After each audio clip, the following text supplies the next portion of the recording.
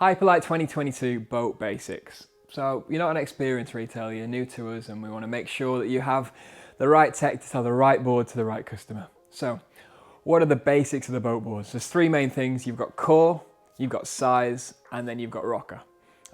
Core first is pretty simple really. The majority of the range in Hyperlite will carry our Bio 3 core. What's that? It's a monocoque construction, which is then filled with our Bio Core 3 foam. So foam is a lightweight, durable and traditional way to make their wakeboards, especially the boat wakeboards. Doesn't have any flex. Stiffness is what we want in the boat boards as opposed to flex being what we want in the cable boards. So a boat core, super stiff. The stiffer the better, and the more you pay, you get stiffer, lighter construction. The new loaded tech for 2022 is exactly that.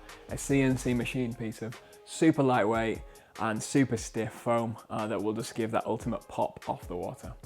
Over time, this is why you need a new boat board 3 or 4 years in maybe, that core will degrade. The stiffness will slowly start to get less stiff, it will degrade over time, and this is why replacing and getting a new boat board will feel, you'll get that ultimate pop, that first trick out, you get that boost of a new board. So someone that's got a lot of tricks in the locker but wants to improve, push forward, freshening up the board will just give them that edge. So that's the reason to push on the foam side.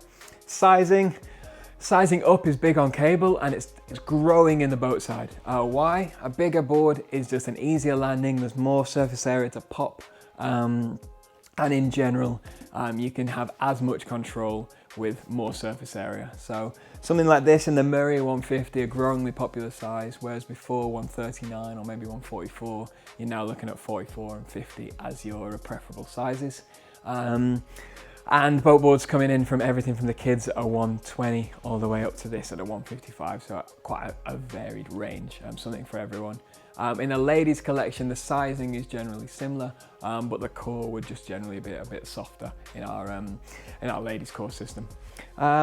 Then the big one, the most confusing one for a new retailer, about rocker line. What does it do? Why is it important? And what are the changes? So the Murray. What we have here in the Murray is a very subtle 3-stage rocker.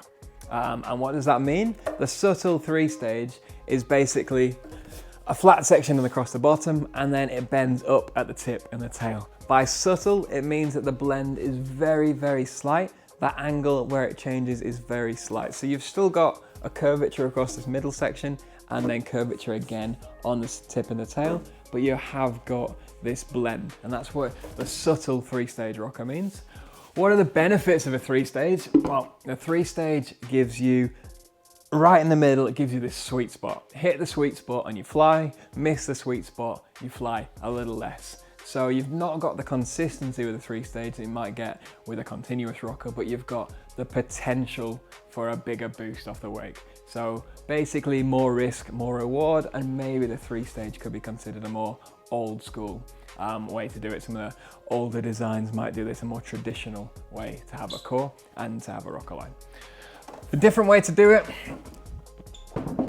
is continuous.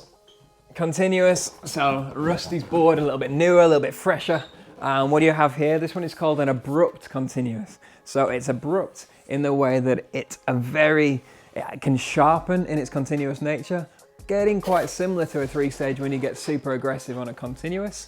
But most importantly, that line is much more stable from tip to tail. So you've got a much more predictable rocker line. So you go off the wake, even if you don't quite hit the center, the sweet spot, it's more forgiving. You're gonna get that bang, that pop is gonna be more consistent if you hit it here, here, or here where you release. Whereas on the 3-stage, you miss the main part and it might feel like it sucks some energy out of it. So continuous can be more forgiving, better for learning, and just generally can be potentially more sort of aggressive and harder charging, definitely faster.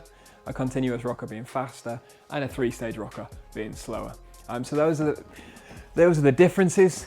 Generally, continuous for your newer rider, maybe someone going up on their journey through the sport, heading to try and improve, and 3-stage maybe more for a traditional customer or for something a little bit more lower end.